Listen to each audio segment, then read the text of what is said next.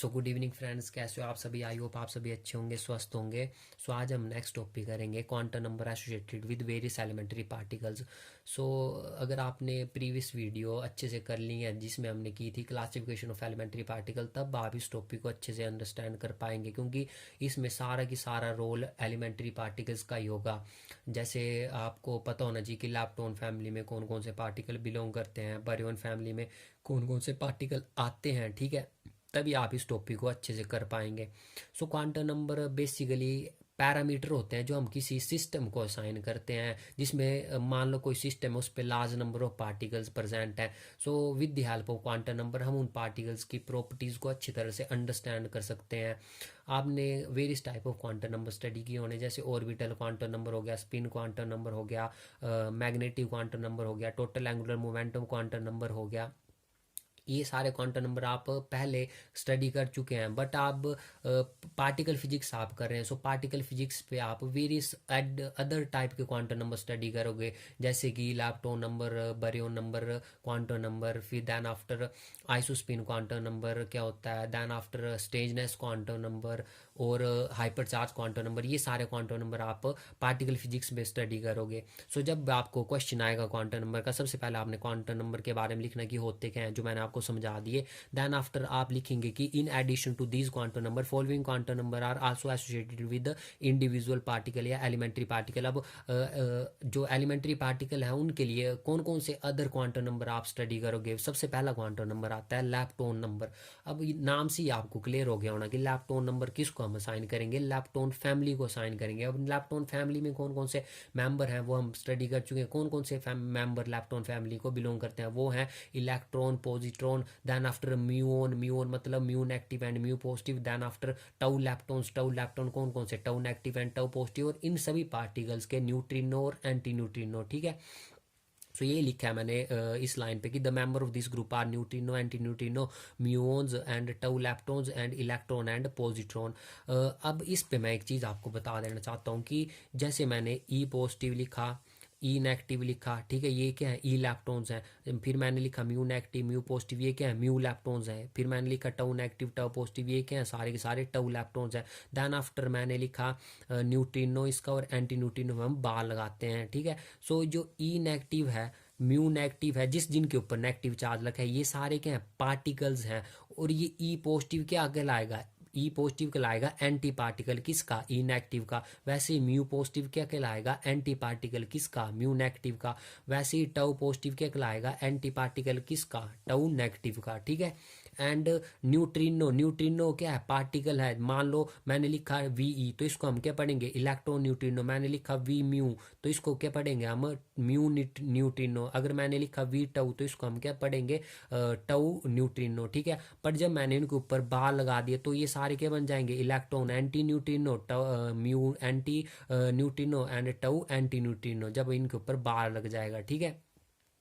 अब जितने भी न्यूट्रिनो हैं, जैसे ये हो गया न्यूट्रिनो, ये हो गया न्यूट्रिनो, ये हो गया न्यूट्रिनो, ये सारे क्या कहलाते हैं, पार्टिकल्स। और जब एंटी न्यूट्रिनो ये बन जाएंगे तो ये क्या कहलाएंगे, एंटी पार्टिकल्स। ये मैंने आपको इसलिए बताया क्योंकि जितने भी ना लैप्टॉन्स फैमिली में मेंबर्स हैं, इन सभी के लिए लैप्टॉन नंबर होता है +1। किन के लिए, जो पार्टिकल्स हैं, पार्टिकल्स के लिए हम +1 लैप्टॉन नंबर साइन करेंगे। पार्टिकल कौन कौन से होंगे, e negative, mu negative, tau negative, और अगर इनके इन सभी के क्या, न्यूट्रिनो। और जब बार लग जाएगा इनके ऊपर तो वो क्या बन जाएंगे, एंटी न्यूट्रिनो। और एल की वैल्यू लैप्टॉन नंबर -1 होगा सभी एंटी पार्टिकल्स के लिए। एंटी पार्टिकल कौन कौन से आए, जिनके ऊपर पॉजिटिव चार्ज है, e positive, mu positive, tau positive, and इन सभी के एंटी न्यूट्रिनो जो मैंने यहाँ पे लिखे हुए हैं, जिनके ऊपर बार है, ठीक है। इनके लिए क्या होगा, -1 लैप्टॉन नंबर हम असाइन करेंगे। और जो लैप्टॉन नंबर 0 होगा, 0 का क्या मतलब है कि जो पार्टिकल जो लैप्टॉन फैमिली को बिलोंग नहीं करता, मान लो प्रोटॉन आ गया, न्यूट्रॉन आ गया, ओमेगा नेगेटिव, हाइपरॉन आ गया मान लो, या फिर कास्केड नेगेटिव, पॉजिटिव, जो भी है, ये सारे के सारे मेंबर्स के लिए हम लैप्टॉन नंबर क्या असाइन करेंगे, 0। बोलने का ये मतलब है कि लैप्टॉन नंबर सिर्फ लैप्टॉन फैमिली को ही असाइन किया जाएगा। अदर देन पार्टिकल्स जो होंगे, जो अदर फैमिली को बिलोंग करेंगे, उनके लिए लैप्टॉन नंबर क्या होगा, 0 होगा। अभी ये हम इसलिए यहाँ पे स्टडी करें क्योंकि ये सारी चीज़ों का यूज़ आगे न्यूमेरिकल्स पे होगा। सो आई होप आपको पता लग गया होगा कि लैप्टॉन फैमिली क्या होती है, न्यूट्रिनो, एंटी न्यूट्रिनो कैसे लिखते लिखते हैं हम, और कौन से पार्टिकल्स होते हैं, कौन से एंटी पार्टिकल्स होते हैं। और एंटी पार्टिकल्स के बारे में आपको मैं बता चुका हूँ, सिर्फ चार्ज में ही डिफर करते हैं। मास देखो, मास सेम होता है दोनों का, ये मैं अच्छे से आपको बता चुका हूँ एंटी पार्टिकल्स के बारे में, ठीक है। सो यही मैंने यहाँ पे लिखा है, मैंने यहाँ पे तोड़ के लिख दिया। जैसे मैंने इलेक्ट्रॉन, ई इलेक्ट्रॉन्स की फैमिली ले ली, ई इलेक्ट्रॉन्स की फैमिली में ये मेंबर बिलोंग करते हैं, और इनके लिए +1 होगा। किन के लिए? जो कि पार्टिकल्स कहलाएंगे। पार्टिकल कौन से? ई नेगेटिव एंड वी मतलब इलेक्ट्रॉन न्यूट्रिनो। और जब ई पॉजिटिव मतलब पॉजिटिव साइन आ गया, मतलब पॉजिट्रॉन है, और इसका क्या ले लिया हमने? बार लगा दिया, मतलब इलेक्ट्रॉन एंटी न्यूट्रिनो ले लिया, ठीक है। तो इसके लिए इलेक्ट्रॉन नंबर क्या होगा? -1, क्योंकि जितने भी एंटी पार्टिकल्स हैं उनके लिए इलेक्ट्रॉन नंबर क्या होगा? -1 होगा। एंड वैसे ही मैंने नेक्स्ट इस पे तोड़ दिया इसको, जैसे म्यून में तोड़ दिया इसको लग करके, म्यून की फैमिली ले ली, तो म्यून के लिए भी मैंने वैसे ही लिखा। वैसे ही मैं टाउ के लिए तोड़ सकता हूँ इसको, ठीक है। इन जनरल इन तीनों बात में डिस्कस करें तो हम lepton number is equal to +1 for all lepton particles, lepton number -1 for all anti leptons, and lepton number is equal to 0 for all other particles जो लैप्टोन फैमिली को belong नहीं करेंगे। वैसे ही आ जाता है आपके पास बरियोन नंबर। बरियोन्स नंबर में कौन कौन से आ जाते हैं आपके पास बरियोन्स? जैसे आपने पढ़े हैं न्यूक्लियॉन्स, वहाँ मैं आपको क्लासिफिकेशन में करवा चुका हूँ अच्छे से।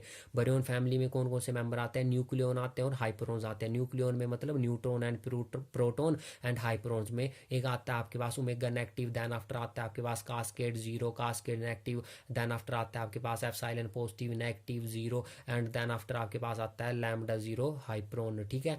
और इनके एंटी पार्टिकल कौन कौन से होंगे, ये सारी फैमिली के, वो मैं आपको वीडियो के एंड में बताऊंगा एक चार्ट के हेल्प से, ठीक है। सिंपली वही लिखेंगे आप कि बरियोन नंबर किसको साइन होंगे? बरियोन फैमिली को। So baryon number is equal to +1 for all baryons particles, and baryon number is equal to -1 for all anti baryon. जैसे एंटी लैप्टोन्स के लिए -1 असाइन किया था, वैसे ही एंटी बरियोन्स के लिए हम बरियोन नंबर क्या साइन करेंगे? -1 साइन करेंगे, और बरियोन नंबर 0 होगा फॉर ऑल अदर पार्टिकल्स, ठीक है। और एक बात मैं यहाँ पे आपको बता देना चाहता हूँ, जैसे मैंने यहाँ पे लिखा है omega negative. So omega negative की मल्टीप्लिसिटी क्या होगी? मल्टीप्लिसिटी का मतलब है कि ये सिंगल एग्जिस्ट कर रहा है, तो इसकी मल्टीप्लिसिटी 1 लेंगे हम, ठीक है। मतलब सिंगलेट है ये। वैसे ही अगर कास्केड है, मतलब साई बोलो या कास्केड बोलो, कास्केड 0 और कास्केड नेगेटिव, इसमें 2 पार्टिकल आ रहे हैं इस फैमिली में, तो इसकी मल्टीप्लिसिटी क्या होगी? 2 होगी। वैसे ही एप्सिलॉन की फैमिली है, इसमें कितने मेंबर है? 1 2 3, तो इसकी मल्टीप्लिसिटी क्या होगी? 3 होगी। वैसे ही लैम्डा हाइपरॉन है, लैम्डा 0 मतलब 0 नेगेटिव 0, ये सारे क्या रिप्रेजेंट करते हैं? चार्ज रिप्रेजेंट करते हैं, ठीक है। तो इसकी मल्टीप्लिसिटी क्या होगी? सिंगलेट मतलब 1 होगी, क्योंकि ये भी क्या एग्जिस्ट कर रहा है? सिंगल एग्जिस्ट कर रहा है, ठीक है। ये मैंने मल्टीप्लिसिटी क्यों बताई? क्योंकि इसका यूज यहाँ पे हम करेंगे। अब थर्ड क्वांटम नंबर आता है हमारे पास आइसोस्पेन क्वांटम नंबर, आई से इसको हम डिनोट करते हैं। सो कुछ एक एलिमेंट्री पार्टिकल होते हैं जो चार्ज में डिफर करते हैं और उनका मास सेम होता है, जैसे कि प्रोटॉन और neutron are the best example. Proton और न्यूट्रॉन का मास क्या होता है? दोनों का सेम होता है, 1.6725 इंटू 10⁻27 kg के अप्रोक्स होता है, ठीक है। बट इनका क्या होता है? चार्ज डिफर होता है। चार्ज इन द सेंस, जैसे प्रोटॉन लिखा मैंने, ठीक है, और न्यूट्रॉन लिखा। प्रोटॉन के ऊपर क्या होता है? पॉजिटिव चार्ज होता है। न्यूट्रॉन क्या है? न्यूट्रल पार्टिकल, इसके ऊपर 0 चार्ज होता है। मास दोनों की सेम है, बट इनके चार्ज डिफरेंट होते हैं, ठीक है। सो वहाँ पे आइसोस्पिन का कंसेप्ट यूज करते हैं हम, आइसोस्पिन का कंसेप्ट आता है। और साथ में मैंने लिखा है कि isospin is conserved in strong interaction but not in weak and electromagnetic interaction, ठीक है। अब यहाँ पे लिखा है मैंने मल्टीप्लिसिटी ऑफ द सेट। अब आपको मैंने ये बताया कि ये सब क्वांटम नंबर हम क्यों स्टडी करें, क्योंकि हमने ये न्यूमेरिकल्स में यूज़ करने हैं, ठीक है। सो आइसोस्पिन अगर आपको निकालनी होगी तो आइसोस्पिन का फॉर्मूला होता है 2I + 1 is equal to m। m क्या है? मल्टीप्लिसिटी, जो मैं आपको बता चुका हूँ कि मल्टीप्लिसिटी हाइपरॉन्स फैमिली की मैंने बता दी आपको। जैसे न्यूक्लियन है, न्यूट्रॉन और प्रोटॉन, इनकी मल्टीप्लिसिटी क्या होगी? 2 होगी, क्योंकि ये क्या एग्जिस्ट कर रहे हैं? डबलेट में एग्जिस्ट कर रहे हैं। वैसे ही जैसे आपके पास मान लो पायोन की फैमिली है, पायोन एग्जिस्ट करते हैं ट्रिपलेट में, π0 pi plus π0 and pi negative, तो इनकी मल्टीप्लिसिटी क्या होगी? 3 होगी, क्योंकि ये ट्रिपलेट में एग्जिस्ट करें। वैसे कायोन फैमिली है, कायोन जो होते हैं वो याद रखना डबलेट में एग्जिस्ट करते हैं, तो कायोन की मल्टीप्लिसिटी क्या होगी? 2 होगी, ठीक है। तो जैसे और नेक्स्ट इस पे कंसेप्ट आता है मल्टीप्लिसिटी। इसका एग्जांपल मैं आगे एक्सप्लेन करूंगा आपको। मल्टीप्लिसिटी जैसे कोई पार्टिकल ले लेंगे हम, फिर बोलेंगे इसकी मल्टीप्लिसिटी निकाल लो। वैसे ही अगला आता है I3। I3 के रिप्रेजेंट करता है थर्ड कंपोनेंट ऑफ आइसोस्पिन। और जब आपको न्यूमेरिकल्स में I3 की वैल्यू पूछेगा कि I3 की वैल्यू निकालो, I की वैल्यू कैसे निकालेंगे? आपको पता है कि 2I + 1 = m, ये तो होगी आइसोस्पिन की वैल्यू। अब आपने थर्ड कंपोनेंट ऑफ आइसोस्पिन की वैल्यू निकालनी है, तो इसका फॉर्मूला होता है I - 1 i-2 up to so on, जैसे मैंने यहाँ पे लिखा हुआ, और फिर -i-2 -i-1 और -i। सो हमारे बेसिकली ये 3-4 टर्म ही शुरू की काम की होते हैं, क्योंकि i3 कंपोनेंट हम कैसे निकालेंगे वो मैं आपको बताऊंगा। और ये 3 टर्म ही ज़्यादातर यूज़फुल होती हैं हमारी जब भी हम i3 की वैल्यू निकालते हैं। सो आगे हम एग्जांपल लेते हैं। सो एग्जांपल से आपको अच्छे से क्लियर हो गए। जैसे मान लो न्यूक्लियॉन्स हैं। अब न्यूक्लियॉन्स का मैं एग्जांपल लेता हूँ और दोनों वैल्यू निकाल लूंगा मैं, i3 की भी और i की भी, ठीक है। न्यूक्लियॉन्स में कौन कौन से आते हैं? न्यूक्लियॉन्स में आते हैं आपके पास प्रोटॉन और न्यूट्रॉन, ठीक है।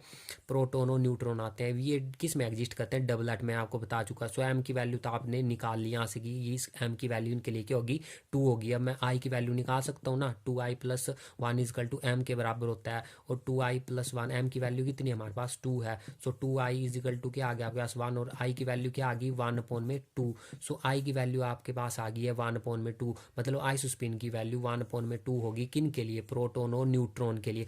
आई की वैल्यू मैं निकाल चुका। अब मैंने बोला कि i3 की वैल्यू निकाल लो। सो i3 की वैल्यू आप कैसे करके निकालोगे? मैंने फॉर्मूला बताया आपको, i-1 i-2। देखो अब न्यूट्रॉन और प्रोटॉन हमने ये इसका केस लिया है ना, इसके लिए निकाल रहे हैं ना। सो 2 पार्टिकल हैं ये, तो हम सिर्फ 2 तक की निकाल लेंगे i3 की वैल्यू। अगर यहाँ पे 3 पार्टिकल होते तो हम 3 तक निकालते, अगर 4 पार्टिकल होते तो हम 4 तक निकालते, ठीक है। सो 2 पार्टिकल हैं, सो हमारे काम के लिए सिर्फ ये इतना तक ही फॉर्मूला है। ऐसे तो फॉर्मूला लंबा है ये, i-2, फिर आगे आ जाता है up to so on -i-2, फिर ऐसे -i-1 है ना। ऐसे करके तुम्हारे काम के अभी तक इतना ही है फॉर्मूला। सो आई की वैल्यू कितनी निकल के आई है? 1/2। और i-1 निकाल लेंगे हम, तो 1/2 -1, तो हमारे पास 1/2 एक वैल्यू तो आ गई है। और ये कितनी आ गई? -1/2। So third component of isospin is equal to 1/2। किसके लिए 1/2 होगा? पॉजिटिव वैल्यू हम देंगे प्रोटॉन के लिए, क्योंकि प्रोटॉन के ऊपर पॉजिटिव चार्ज है। और जो ये नेगेटिव वैल्यू है ये किसको बिलोंग करेगी? न्यूट्रॉन को। न्यूट्रॉन के ऊपर क्या है? 0 चार्ज है। जनरल से जैसे आपके पास पायोन फैमिली आ गई, तो पायोन में जब थर्ड कंपोनेंट ऑफ आइसोस्पिन आप निकालोगे, तो जो पॉजिटिव वैल्यू आएगी, मान लो +1 आई, तो हम पाई पॉजिटिव के लिए साइन करेंगे पॉजिटिव वैल्यू। और नेगेटिव वैल्यू पाई नेगेटिव के लिए साइन करेंगे, क्योंकि वहाँ पे नेगेटिव पार्टिकल भी प्रेजेंट। और जब 0 आएगी तो पाई 0 के लिए थर्ड कंपोनेंट ऑफ आइसोस्पिन की वैल्यू मान लो 0 आई, तो हम पाई 0 के लिए वो वैल्यू असाइन करेंगे, ठीक है। तो ये ऐसे करके हम निकालते हैं i3 और i की वैल्यू। सो आई होप आपको क्लियर होना। जैसे मैंने पायोन फैमिली के लिए भी निकाली, i3 की वैल्यू क्या होती है? +1 होती है। सो मैंने बोला ना, पॉजिटिव वैल्यू हमने पॉजिटिव वाले चार्ज को असाइन करनी है। नेगेटिव वैल्यू देखो, i3 की वैल्यू -1 आई, किसके लिए? पाई नेगेटिव के लिए। जब आप निकालोगे तो आपको लग जाएगा बताओ, पाई 0 के लिए i3 की वैल्यू कितनी आई? 0 आई। सो यही कंसेप्ट था, ऐसे करके साइन करते हैं। अब चौथा क्वांटम नंबर आता है हाइपर चार्ज का। सो हाइपर चार्ज बेसिकली क्या होता है? जैसे आपने हाइपर चार्ज कैसे करके निकालना है, सो इसके फॉर्मूले हैं, 3 फॉर्मूले हम स्टडी करेंगे इसके बेसिकली। सो पहला फॉर्मूला होता है कि it is twice the average charge of the member of particular group of charges. इसका मीनिंग क्या है वो मैं आपको समझाऊंगा। तो hyper charge y is equal to, मैंने क्या बोला? Twice the average charge of the member of particular group of charges. So यहाँ पे 2 तो क्या है? कॉन्स्टेंट है। सो इसका तो कोई लेना देना नहीं है, ये तो सिंपल मल्टीप्लाई हो रहा है। मेन टर्म इसको समझने का है कि ये क्या चीज़ है। सो क्यू बार पता क्या रिप्रेजेंट कर रहा है? एवरेज चार्ज रिप्रेजेंट कर रहा है किसी पर्टिकुलर फैमिली का। Particular family in the sense कि मैंने बोल लिया कि पायोन्स की फैमिली लो आप, तो पायोन की फैमिली आपको पता है ट्रिपलेट में एग्जिस्ट करते हैं। अब आपको लग गया पता कि मल्टीप्लिसिटी 3 है, तो पायोन की फैमिली कैसे एग्जिस्ट करेगी? पाई पॉजिटिव ऐसे करके होती है ना पायोन की family, pi 0 and pi negative. और मल्टीप्लिसिटी क्या होती है इसकी? 3 होती है। आइसोस्पिन भी आप निकाल सकते हो, मल्टीप्लिसिटी पता है आपको, और थर्ड कंपोनेंट ऑफ आइसोस्पिन भी आप निकाल सकते हो। सो ये तो आपको लग गया पता। अब क्यू बार पता क्या है? क्यू बार मैंने क्या बोला? Average charge. Average in the sense कि इनका एवरेज निकालो चार्ज का, इनके ऊपर कितना एवरेज चार्ज है। तो एवरेज चार्ज कैसे निकालेंगे? एक के ऊपर क्या है? प्लस चार्ज है, मतलब 1 चार्ज है, ठीक है। एक के ऊपर क्या है? 0 चार्ज है, तो इसको भी ऐड करेंगे। और एक के ऊपर क्या है? माइनस चार्ज है, तो -1 divided by total number of particle कितने, ऐसे निकालते हैं ना हम एवरेज। मान लो मैंने आपको बोला कि 3 नंबर है 1 3 5, तो इनका एवरेज निकालो। तो सिंपल आप क्या करोगे? इन सभी को ऐड करोगे, डिवाइडेड बाय कितने नंबर है? 3 है, तो इस तरह से आप इनका एवरेज निकाल सकते हो। वैसे ही हमने क्या निकालना है? हाइपर चार्ज के फॉर्मूले में है 2 into average charge Q bar. Q bar क्या रिप्रेजेंट कर रहा है? Average charge. तो इनका एवरेज चार्ज हम कैसे निकालेंगे? एक के ऊपर पॉजिटिव चार्ज है, मतलब +1 है। एक के ऊपर 0 चार्ज है, तो +0 ऐड कर देंगे। और एक के ऊपर माइनस चार्ज है, सो +-1। तो प्लस माइनस क्या होता है? माइनस होता है, तभी मैंने माइनस लिखा है यहाँ पे। और डिवाइडेड बाय 3 कर देंगे, ठीक है। सो इस तरह से हम एवरेज चार्ज निकाल लेंगे। सो जैसे मैं यहाँ पे लिख देता हूँ pi positive, pi zero and pi negative. जब हम क्यू बार की वैल्यू इसके लिए निकालेंगे तो कैसे करके निकालेंगे, 1 + 0 - 1 डिवाइडेड बाई 3 ऐसे करके एवरेज। और ये एवरेज चार्ज की वैल्यू कितनी आ जाएगी, 0। सो हाइपर चार्ज की वैल्यू क्या आ गई आपके पास, y = 2 क्यू बार होता है ना फॉर्मूला। सो 2 की क्यू बार की जगह क्या आ गया, 0। और मतलब हाइपर चार्ज की वैल्यू क्या आ गई आपके पास, 0 आ गई। सो पायोन्स के लिए हाइपर चार्ज की वैल्यू आप निकाल सकते हो 0। वैसे ही आप जो मर्जी एलिमेंट ले लो, वो आपको पता लग गया ना फॉर्मूला कि ये फॉर्मूला होता है, तो इस तरह से आप निकाल सकते हैं। वैसे जैसे मैंने ये एग्जांपल दिया यहाँ पे, तो देखो हाइपर चार्ज की वैल्यू क्या निकल के आई, 0 निकल के आई है, ठीक है। अब सेकंड कायोन्स का केस भी है। कायोन्स मैंने आपको बता दी कि डबलेट में एग्जिस्ट करते हैं, और पार्टिकल का और एंटी पार्टिकल इनके कौन कौन से हैं वो मैं आपको एंड में पूरे चार्ट के थ्रू सभी के बता दूंगा। जैसे मैंने लैप्टॉन फैमिली के बताया ना पार्टिकल और एंटी पार्टिकल, वैसे इनके पार्टिकल एंटी पार्टिकल बता दूंगा। सो कायोन फैमिली के जो पार्टिकल होते हैं वो होता है K+ और K0, ठीक है। तो क्यू बार की वैल्यू कैसे करके निकालेंगे, सिंपली 1 इसके ऊपर +1 है तो 1, इन दोनों का एवरेज क्या आ जाएगा, 1 + 0 डिवाइडेड बाई 2, ठीक है। तो 1/2 आ जाएगा। तो क्यू बार की वैल्यू क्या है, 1/2। और हमारे पास फॉर्मूला होता है y = 2 × q bar. So 2 × q bar की वैल्यू क्या है, 1/2। सो 1/2 पुट की और यहाँ पे कितनी वैल्यू आ गई, 1 वैल्यू आ गई, ठीक है। तो वैसे ही आप एंटी कायोन में क्या आता है, पॉजिटिव का हो जाएगा नेगेटिव हो जाएगा, और K0 के क्या हो जाएगा, K0 बार। ये 0 ऊपर लगेगा या मैंने गलती से नीचे लगा दिया, K0 बार। सो इनके लिए हाइपर चार्ज की वैल्यू कितनी आती है, -1 आती है। सो ऐसे करके आप निकाल सकते हो। सो सेकंड फॉर्मूला जो हाइपर चार्ज को निकालने का होता है वो होता है आपके पास, hyper charge is equal to twice the difference of the actual charge minus actual charge and third component of isospin, means y = 2 × Q - of I3। अब Q क्या है, actual charge in the sense कि मान लो मैंने आपको बोला कि पाई positive के ऊपर एक्चुअल चार्ज कितना है, तो +1 है ना, पॉजिटिव चार्ज है। अगर मैंने आपको बोला पाई जीरो के ऊपर एक्चुअल चार्ज कितना है, 0 है, ठीक है। पाई नेगेटिव के ऊपर एक्चुअल चार्ज कितना है, माइनस है। ओमेगा नेगेटिव के ऊपर एक्चुअल चार्ज कितना है, -1 का है, मतलब माइनस है तो -1 ही लिखेंगे ना। तो ऐसे करके तो इसको बोलते हैं हम एक्चुअल चार्ज, ठीक है। मान लो मैंने आपको बोला कि फॉर पाई पॉजिटिव के लिए एक्चुअल चार्ज की वैल्यू निकालो, तो आप कैसे निकालोगे, क्यू की वैल्यू डायरेक्ट ही है, पॉजिटिव चार्ज है मतलब +1 क्यू की वैल्यू। और थर्ड I3 की वैल्यू कितनी होती है आपको मैंने पीछे कैलकुलेट करके बताइए, +1 नहीं आती आपको, तो आप डायरेक्ट निकाल सकते हो। पूरी की पूरी पायोन फैमिली लिखो, उसके लिए m की वैल्यू आपको पता लगी, ट्रिपलेट में एग्जिस्ट करते हैं। वैसे फिर i की 2i + 1 = m वाला फॉर्मूला लगाओ, i की वैल्यू निकाल लो, फिर then after third component of isospin की वैल्यू निकाल लो, ठीक है। और डायरेक्ट आपको याद है तो डायरेक्ट आप याद रख सकते हो। सो इन दोनों वैल्यू को हम जब यहाँ पे पुट करेंगे तो y की वैल्यू क्या आ गई, 0 आ गई। सो हम पीछे दूसरे फॉर्मूले से जब हमने हाइपर चार्ज कैलकुलेट किया था तो पायोन्स के केस में हाइपर चार्ज क्या आया था, 0। वैसे ही अगर हमने सिंगल पार्टिकल ले लिया पायोन्स का, उस पर अप्लाई किया ये वाला फॉर्मूला, क्योंकि ये वाला फॉर्मूला सिंगल पार्टिकल के लिए अप्लाई होगा, क्योंकि यहाँ पे क्या आ रहा है, एक्चुअल चार्ज आ रहा है। सो एक्चुअल चार्ज किसी एक पार्टिकल का हम बता सकते हैं, इसमें एक पार्टिकल का एक्चुअल चार्ज भरा जाएगा, ठीक है।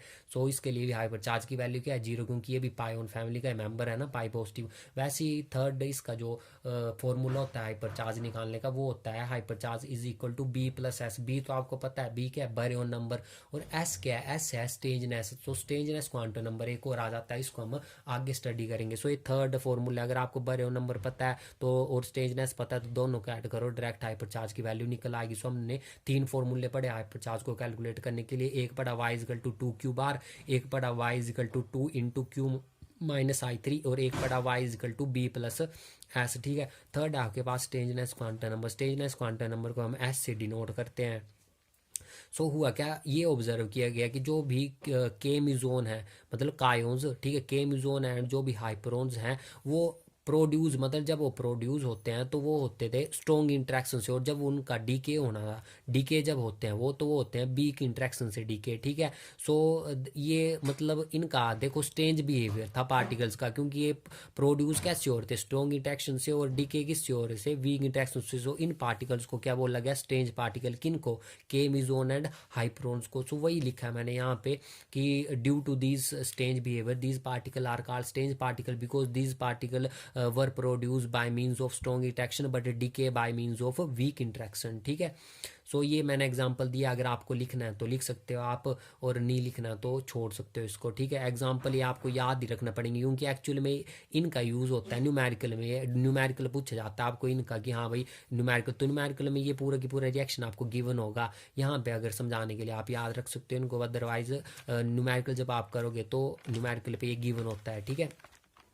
नेक्स्ट है आपके पास जेलमैन एंड निशिजिमा, ये आपने सुना होना फॉर्मूला, जेलमैन एंड निशिजिमा फॉर्मूला क्या है। सो ये दोनों साइंटिस्ट थे, इन्होंने फॉर्मूला दिया स्टेंजनेस को कैलकुलेट करने का। सो स्टेंजनेस, अब आपने हाइपरचार्ज का एक फॉर्मूला पढ़ा पीछे कि hypercharge is equal to B plus S के बराबर होता है। तो एस की वैल्यू वहाँ से आप क्या निकाल सकते हो, एस को लेफ्ट हैंड साइड पे ले आओ तो वाई माइनस बी आ जाएगा। और साथ में आपने हाइपरचार्ज का एक और फॉर्मूला पढ़ा, कौन सा, hypercharge is equal to 2 into Q minus of I three, ठीक है। सो जब आप एस इस वाई की वैल्यू को इक्वेशन नंबर 1 पे पुट करोगे तो आपके पास एस की वैल्यू क्या आ जाएगी, एस की वैल्यू आ जाएगी आपके पास 2 into Q minus Y three minus of B. और जब इनको रीअरेंज करोगे, रीअरेंज तो आप कर ही सकते हो आराम से, ठीक है। तो आपके पास आ जाएगा Q is equal to I three plus B plus S divided by 2, ठीक है। सो ये क्यू की वैल्यू आपने निकाल ली यहाँ से। सिंस आपको पता है बरेओन नंबर क्या होता है, कंजर्व्ड होता है, कंजर्व्ड क्वांटिटी है बरेओन नंबर, हाइपरचार्ज भी कंजर्व्ड क्वांटिटी है। सो स्टेंजनेस भी ऑटोमेटिकली क्या होगी, कंजर्व्ड होगी, ठीक है। कंजर्व्ड का मतलब होता है कॉन्स्टेंट अनचेंज्ड रहना, ठीक है, इनवेरिएंट रहना। सो स्टेंजनेस, क्योंकि देखो स्टेंजनेस क्या है, हाइपरचार्ज और बरेओन नंबर का क्या है, डिफरेंस है। सो अगर हाइपरचार्ज कंजर्व्ड क्वांटिटी है, बरेओन नंबर कंजर्व्ड क्वांटिटी है, सो इनका डिफरेंस भी क्या होगा, कंजर्व्ड क्वांटिटी होगी, मतलब स्टेंजनेस भी क्या होगी, कंजर्व्ड होगी, अंडर स्ट्रॉन्ग इंटरेक्शन होगी, बट ठीक है। नेक्स्ट हम इसका एग्जांपल ले लेते हैं। मान लो आपको स्ट्रेंजनेस कैलकुलेट करनी है फॉर प्रोटोन के लिए। सो प्रोटोन के लिए ये सारे यूज़ हम न्यूमेरिकल में अच्छे से करेंगे। यहाँ पे तो मैंने एग्जांपल दिए, तो आप भी जैसे अगर आपको क्वांटम नंबर एक्सप्लेन करने के लिए आते तो आप एक एक एग्जांपल इनका दे सकते हो। एग्जांपल पे कुछ नहीं है, अगर आपको फॉर्मूला पता है तो जिस मर्जी पार्टिकल का एग्जाम्पल उठा लो, जरूरी नहीं है प्रोटोन का उठाना, आप कोई सा भी पार्टिकल ले सकते हो, ठीक है। ये तो मैंने एग्जाम्पल के तौर पर समझाया। यहाँ पे मान लो मैंने प्रोटोन का केस लिया, अब प्रोटोन मैं ऐसे करके लिखूंगा जनरल पी पॉजिटिव, क्योंकि मैंने चार्ज भी मेंशन करना है, ठीक है। सो प्रोटोन पी पॉजिटिव मैंने लिखा, क्यू की वैल्यू डायरेक्ट मेरे को लगी पता, एक्चुअल चार्ज होता है कितना, एक्चुअल चार्ज +1, ये मैंने लगा लिया पता। आई थ्री की वैल्यू मेरे को याद है, अभी हमने पीछे किया, ठीक है, वरना आप कैलकुलेट कर सकते हो वैसे करके फॉर्मूला लगा के। तो 1/2 होती है आई थ्री की वैल्यू। बरेओन नंबर कितना होगा, +1 होगा, क्योंकि ये क्या है, प्रोटोन बरेओन फैमिली को बिलोंग कर रहा है, और ये क्या है, पार्टिकल है। तो पार्टिकल्स के लिए बरेओन नंबर, जो बरेओन फैमिली के पार्टिकल्स हैं उनके लिए बरेओन नंबर होता है +1। और जो एंटी पार्टिकल है, पी पॉजिटिव का एंटी पार्टिकल क्या होगा, जब इसके ऊपर बार लग जाएगा तो इसके लिए बरेओन नंबर कितना होगा, -1 होगा। सो यहाँ पे बरेओन नंबर क्या है, पी पॉजिटिव है तो बरेओन नंबर +1 होगा। सो जब ये सारी वैल्यूज हम किस, जो ये निशिजिमा वाला फॉर्मूला है, ठीक है, जेलमैन निशिजिमा वाला फॉर्मूला है, या तो इसमें डाल लो या तो फिर यहाँ सेट कर लो इस फॉर्मूले को, ठीक है। तो ये जब डालेंगे तो एस की वैल्यू हमारे पास क्या आ जाएगी, 0 आ जाएगी। तो इसका बोलने का क्या मतलब है कि स्टेजनेस क्या है, प्रोटोन के लिए 0 है, ठीक है। वैसे ही आप ओमेगा नेगेटिव के लिए निकाल सकते हो, स्टेजनेस कितनी होती है, -3 होती है। ये एक नंबर का क्वेश्चन बन सकता है कि ओमेगा नेगेटिव के लिए स्टेजनेस की वैल्यू कितनी होती है। सो डायरेक्ट आपको वैल्यू पता होंगी तो डायरेक्ट आप स्टेजनेस की वैल्यू निकाल सकते हो, वरना मैंने एक टेबल बनाया हुआ है, क्योंकि आपको न्यूमेरिकल्स जब आप करोगे तो न्यूमेरिकल्स के टाइम आपके ऊपर डिपेंड होता है पेपर में कि आप कितनी जल्दी पेपर को ख़त्म करना चाहते हो। सो अगर आप स्मार्ट ट्रिक यूज़ करते हो, डायरेक्ट वैल्यूज़ याद रख लेते हो, ठीक है, तो भी गुड है, नहीं तो आप वहाँ पे आपको थोड़ा निकालना पड़ेगा वैल्यू, ठीक है, फॉर्मूला वगैरह लगा के, वरना जैसे जितने भी पाए